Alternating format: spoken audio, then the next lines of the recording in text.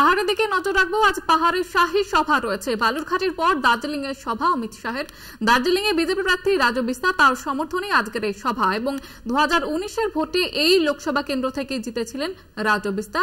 আজ তার সমর্থনে আজ সভা রয়েছে অমিত শাহের। এর আগে আমরা দেখেছি বালুরঘাটের সভা থেকে দলীয় কর্মী এবং সমর্থকদের একাধিক বার্তা দিয়ে গেছেন তিনি এবং আজকে ফের বঙ্গে তার সভা রয়েছে।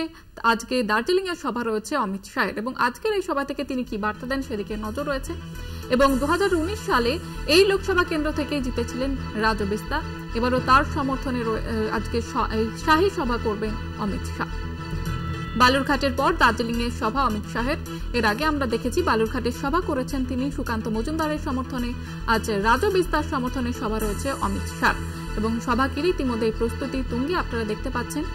সেখানে একেবারে সভা মঞ্চ তৈরি করা হচ্ছে এবং দলীয় কর্মী সমর্থকরা কিন্তু যথেষ্ট উচ্ছ্বাস প্রকাশ করেছেন। আজ পাহাড়ে শাহী সভা রয়েছে। বালুরঘাটের পর আজ দার্জিলিং এর সভা রয়েছে। রাজু বিস্তার সমর্থনে আজকে এই সভা রয়েছে।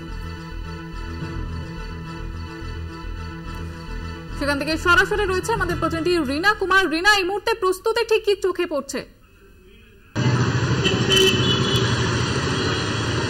একেবারে দেখো, প্রথম পর্যায়ের নির্বাচন কিন্তু শেষ এবং দ্বিতীয় পর্যায়ের যে নির্বাচন সেখানে কিন্তু দার্জিলিং লোকসভা কেন্দ্রে 26শে এপ্রিল নির্বাচন রয়েছে এবং তার আগে যে নির্বাচনী প্রচারে কিন্তু ঝড় তুলতে একেবারে প্রস্তুত ভারতীয় জনতা পার্টি এবং ইতিমধ্যে আমরা দেখেছি যেখানে আজ প্রথমবারের জন্য কিন্তু দার্জিলিং এ স্বরাষ্ট্রমন্ত্রী অমিত শাহ দার্জিলিং এর লেবো হয়ে সেখানে তিনি জনসভা করবেন। পাশাপাশি শিলিগুড়িতে সেখানে কিন্তু কেন্দ্রীয় মন্ত্রী যে রাজনাথ সিং তেনারও কিন্তু সভা হওয়ার কথা রয়েছে এবং ইতিমধ্যে যে প্রস্তুতি রয়েছে তা কিন্তু তুঙ্গে। এবং পাহাড়ের কথা যদি বলি, সেখানে কিন্তু যেখানে ভারতীয় জনতা পার্টির কর্মী সমর্থকদের ভিড় উপচে পড়েছে সেখানেই কিন্তু বিমল গুরুং এর যে গোর্খা জনমুক্তি মোর্চা রয়েছে তাদের কর্মী সমর্থকরাও কিন্তু একে একে সেখানে ভিড় জমাচ্ছে। এবং পাশাপাশি শিলিগুড়ির কথা বললে সেখানেও কিন্তু আজ যে শিলিগুড়ির টিকিয়াপাড়া ময়দান রয়েছে সেখানে কিন্তু রাজনাথ সিং এর সভা হবে এবং যেটা জানাবো যে শিলিগুড়ি বাদেও কিন্তু যে রাজনাথ সিং ওনার কিন্তু মালদা ও মুর্শিদাবাদেও সভা হওয়ার কথা রয়েছে এবং এগুলোর পাশাপাশি যদি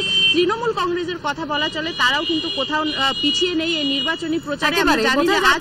সভা ইতিমধ্যে প্রস্তুতি তুঙ্গে। আপাতত ধন্যবাদ জানাবো তোমাকে রিনা।